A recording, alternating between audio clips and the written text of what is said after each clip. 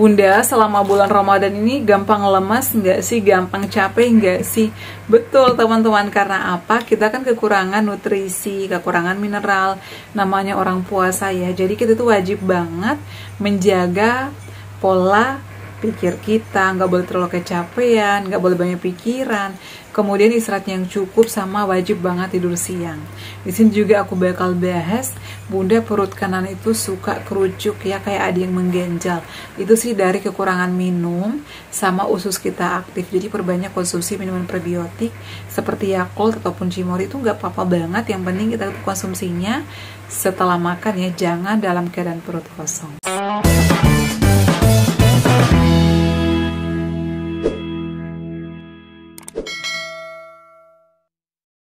Assalamualaikum warahmatullahi wabarakatuh. Hai semuanya, kembali lagi di channel aku, Adeva dan Bunda. Gimana kabar teman-teman? Semoga sehat selalu ya. Senang sekali di video kali ini aku kembali menyapa kalian ya. Gimana nih kabarnya? Dan gimana puasanya pejuang asam lambung, GERD, anxiety, psikosomatis? Banyak banget pertanyaan dari kalian yang belum sempat aku jawab satu persatu, mohon maaf ya. Aku juga punya kesibukan dan aku juga nggak bisa intens ya bacain komentar-komentar kalian. Makanya aku selalu berusaha membuatkan video-video yang sesuai dengan pertanyaan kalian ya. Dan semoga yang udah bertanya selalu setia nonton video-video aku. Dan buat kalian yang saat ini masih pengobatan ataupun masih pemulihan, lekas pulih ya, lekas sembuh seperti sedia kala. Nah teman-teman, alhamdulillah rabbil alamin, puasa kita semuanya lancar. Ada yang udah sembuh juga, tapi ada juga yang masih suka kambuh-kambuhan. Terus terapkan 3P nya.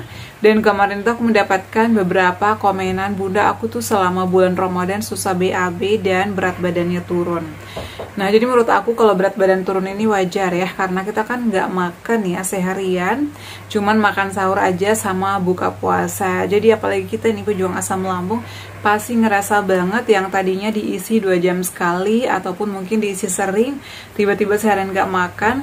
Aku sih nggak masalah ya, aku pun berat badan aku turun, aku ngerasa karena kostum aku tuh ya, pakaian kantor aku tuh kayak berasa kayak ada yang longgar gitu, tapi it's okay, aku tuh nggak permasalahin, yang penting nggak ada sensasi dan lancar semuanya, sehat. Insya Allah setelah puasa kita nanti mulai lagi ya, makannya teratur lagi seperti biasa.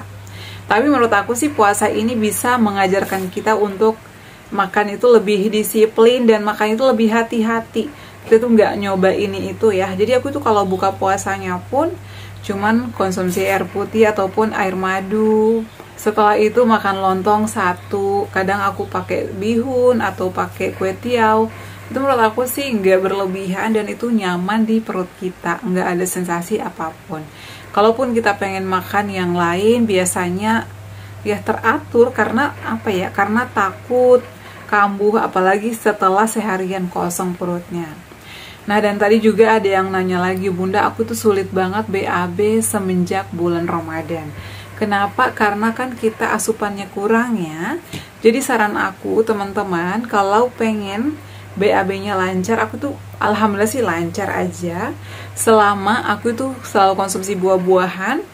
Pada saat buka makan buah, kalau nggak melon ya pepaya. Aku sih selalu saat ini stok melon. Kalau misalnya melonnya nggak dimakan langsung, kadang aku bikinin sop buah. Caranya itu mudah banget. Aku belum bikin video sop buah sih ya. Aku beli nata de coco, kemudian biji selasi sama buah melon. Kadang aku tambahin puding. Pudingnya itu yang warna apa aja, warna plain ataupun Nutri-Gel. Jadi disatuin semuanya, kemudian tambahin sirup marjan. Lalu kalau mau kasih susu boleh, kalau enggak juga enggak apa-apa, itu udah segar banget, udah enak. Masukkan ke dalam kulkas selama 20 menit. Pada saat beduk keluarin, itu enak teman-teman. Tapi konsumsinya lagi-lagi jangan pas beduk langsung minum itu ya. Konsumsi yang lain dulu, air putih atau air madu, makan dulu lontong 1 baru konsumsi itu, tapi jangan banyak-banyak. Itu sih sama aku nggak apa-apa banget.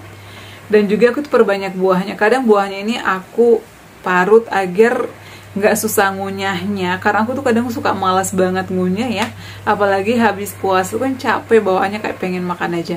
Makanya kalau melonnya biasanya aku parut pakai parutan buah gitu lah, itu menurut aku lebih enak. Di video kali ini juga aku bakal bahas pertanyaan teman kita ya, atas nama Kak Serly Irene 28. Izin nanya bunda, kalau tenggorokan terasa panas dan keganjal bikin dada kurang nyaman, apakah itu sensasi karena aku emang GERD? Iya, jadi itu GERD adalah sensasi asam lambung ya, atau reflux yang kembali ke esofagus. Kalau tenggorokannya panas, caranya hindari makanan pantangan, goreng-gorengan, kemudian juga hindari berbaring setelah makan. Menu apapun yang dikonsumsi harus dikunyah halus dan jangan berlebihan. Kemudian sering kumur-kumur air garam ya, agar nggak ada sensasi. Biasanya kan asam lambung itu naik kembali ke esofagus dan membuat banyak lendir, dan juga rasanya itu kayak terasa panas, rasanya kayak kering gitu tapi nggak enak. Kemudian juga dada kita itu nggak terasa kayak penuh, ngap, dan itu adalah sensasi GERD, reflux yang kembali ke esofagus. Jadi jangan berbaring setelah makan. Kemudian hindari gorengan yang santan, tepung-tepungan, soda, kafein juga dihindari. Sering berjemur di matahari pagi, lakukan olahraga dan bisa dikompres ya. Dulu hatinya dikompres tuh kayak berasa di dada itu kayak plong. Dan juga mandi sorenya kalau bisa jam 4. Hirup dulu uap air ya. Jadi mandi itu pakai air hangat, masak air panas sampai mendidih, kemudian tuangin tetesin minyak kayu putih di air mandi kalian, dihirup. Itu enakan ya, jadi kayak pelong gitu dada ya, agar terasa nyaman. Kemudian pada saat setelah mandi, balurin lagi badannya dengan aromaterapi, terutama di bagian dada. Kemudian pakai baju yang longgar-longgar, lakukan relaksasi atau meditasi, itu terasa lebih nyaman di badan kita, dan kita tuh nggak selalu kaku badannya ya, apalagi di bagian leher ini kayak tegang banget. Aku tuh dulu sering ngalamin itu teman-teman. Dan kontrol pikiran ya, jangan selalu mikirin yang aneh-aneh, karena pikiran itu bisa memicu semua sensasi muncul. Nah, kemudian di sini atas nama Kak Amir Bahrudin, bunda perut kanan awet banget, perihnya kaku, kerucukan, terus kayak mengganjal. Perut kanan itu sering banget dialami, termasuk aku pada saat itu ya. Nah, setelah diperiksa, kata dokterku ini gak ada masalah, cuman aku tuh kekurangan minum air putih. Jadi sering konsumsi air putih, kalau bisa yang suam-suam kuku hindari, yang dingin, yang bersoda juga dihindari. Kemudian yang kerucuk-kerucuk ini biasanya produksi asam lambung kita lagi tinggi dan juga ususnya lagi aktif. Jadi perbanyak konsumsi air putih yang suam-suam kuku atau yang hangat. Kemudian yang kedua, saran aku rutinin konsumsi minuman prebiotik kayak Yakult ataupun Cimori. Itu bagus banget ya, itu bagus untuk usus agar nggak selalu kerucuk-kerucuk ya teman-teman. Nah, kemudian selanjutnya aku bakal bahas pertanyaan atas nama Andri ya. Assalamualaikum bunda, untuk yang kena asam lambung, alangkah baiknya konsumsi makanan apapun per berapa jam? Nah teman-teman, sebelumnya aku tuh udah pernah share ya pola makan yang baik untuk pejuang asam lambung. Kalian boleh ngecek di video aku. Di sini aku hanya bikin sekilas aja ya. Jadi pejuang asam lambung, kalau masih banyak banget sensasi, kita tuh nggak boleh kosong perutnya ya. Atur jadwal makannya 2 jam sekali, tapi porsinya kecil dan dikunyah halus. Nah, jadi kalau misalnya kalian yang masih banyak banget sensasi, saran aku jangan dipaksakan puasa. Kalau mau sahur, it's okay, nggak apa-apa. Tapi kalau misalnya udah biasanya jam 11 udah mulai kayak kerucuk-kerucuk ya. Aku dulu pengalaman aku mulai jam 9, jam 10, 11 itu udah mulai nyolek-nyolek, karena kan kita kosong ya perutnya, kadang udah mulai bunyi, kalau udah mulai kerucuk ya. Kalau misalnya nggak sanggup, jangan dipaksakan. Kita itu yang ada riwayat asam lambung sebaiknya konsumsi makanannya atau makannya di jadwal 2 jam sekali. Pakai 1 centong atau 1 centong setengah, dikunyah halus. Aku itu dulu jam 7 sarapan, jam 9 makan lagi. Makannya apa aja, ngemil. Kemudian jam 11, jam 1, jadi dikasih jarak aja 2 jam sekali, porsinya kecil. Dan saran aku nih, buat kalian yang masih sering banget kambuh ya, atur jadwalnya, kemudian hindari makanan pantangannya, dan jangan sampai makan terburu-buru, dan harus dikunyah halus. Karena kalau misalnya nggak dikunyah halus, itu nanti bakalan menimbulkan gejolak lagi, apalagi yang ada riwayat gastritis ya, radang lambung ataupun tukak dan juga luka. Karena ya yang tadinya ada radang ataupun luka ataupun tukak itu, kalau kena makanan apapun kan pasti ada gejolak. Makanya aku selalu menyarankan untuk selalu konsumsi atau rutin konsumsi tepung Garut. Nah, tepung Garutnya itu yang kayak gini. Ini tuh adalah ajaib banget karena menurut aku ini bagus untuk mengatasi perut kita yang masih sering perih, yang masih sering begah, yang masih sering kayak suka nyut-nyutan karena ya ada iritasi ataupun karena mungkin ada luka, ada tukak. Jadi konsumsi ini adalah 30 menit sebelum makan. Ini sebagai pengantar atau sebagai pelindung. Jadi kalau aku itu dulu pada saat berjuang ataupun pemulihan ya, mau makan apapun wajib banget ada pengantarnya. Kalau nggak tepung gerut bisa air tajin. Jadi disesuaikan aja ya. Nah, kemudian selain itu juga rutinin olahraga. Olahraga kenapa sih wajib banget dilakukan oleh pejuang asam lambung? Karena kalau olahraga kita rutin itu nanti bakalan kita lebih fresh, peredaran darah kita juga lancar, tidur kita nyenyak, makan kita juga kayak enak, lahap, dan juga kita bisa mengkonsumsi air putih itu banyak.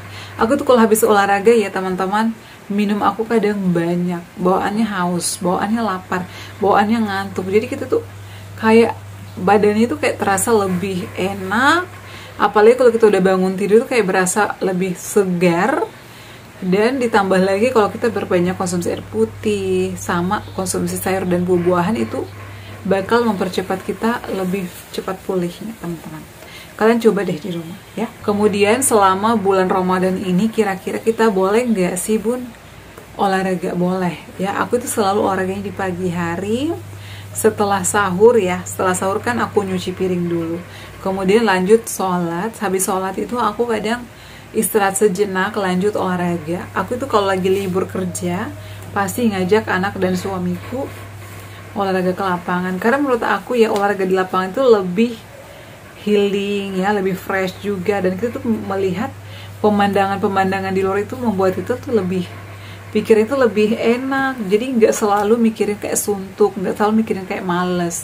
Jadi kita tuh harus juga wajib banyak gerak agar kita nggak selalu malas. Nah teman aku nih teman-teman, dia tuh habis sahur tidur, bangun tidur mandi, habis itu tidur lagi. Jadi kayak bawaannya tuh kayak malas. Aduh aku tuh mau kemana-mana aja mager. Gimana gak mager? Dari subuh aja dia udah tidur, bangun tidur mandi, habis mandi tidur lagi. Ya Allah, itu mah menimbulkan penyakit lagi. Jadi saran aku wajib banget gerak ya, gerak, olahraga.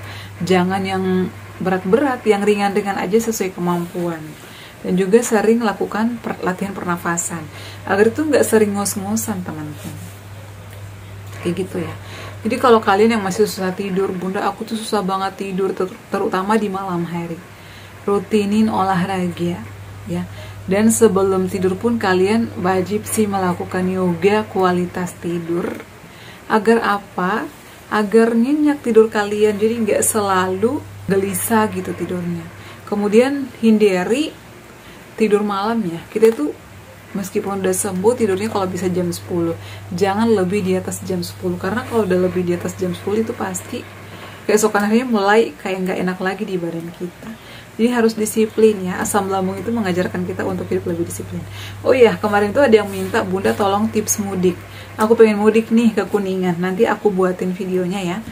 Ditunggu aja karena bentar lagi udah arus mudik ya. Ditunggu. Dan juga kira-kira kita boleh nggak sih konsumsi nastar. Insya Allah nanti aku bakal upload video nastar, ditunggu aja. Pastikan kalian selalu stay, nantikan video-video terbaru aku ya. Dan di bulan puasa ini bunda gampang lemas nggak sih, gampang capek nggak sih? Tentunya, karena kan kita puasa ya, kekurangan mineral, asupan, kekurangan nutrisi juga iya, kurang tidur. Jadi sebenarnya bulan puasa itu kita bukannya nggak boleh gerak, bukannya nggak boleh aktivitas ya, tapi dikurangi ya. Apalagi kan sekarang itu jam kantor itu dikurangi ya, yang tadinya pulang jam 4 pulangnya lebih cepat, ada yang jam 2, ada yang jam 3. Kalau aku sih tetap jam 3 ya, tapi masuknya jam 7. Tetap 8 jam kerja teman-teman, cuman ya diperbanyak ibadahnya, perbanyak istirahatnya, dan harus tidur siang. Aku tuh wajib banget tidur siang agar nggak gampang lemas. Dan pada saat setelah buka puasa itu kita wajib banget perbanyak konsumsi air putih, konsumsi madu. Aku tuh puasa alhamdulillah lancar karena setelah sahur itu aku wajib minum madu.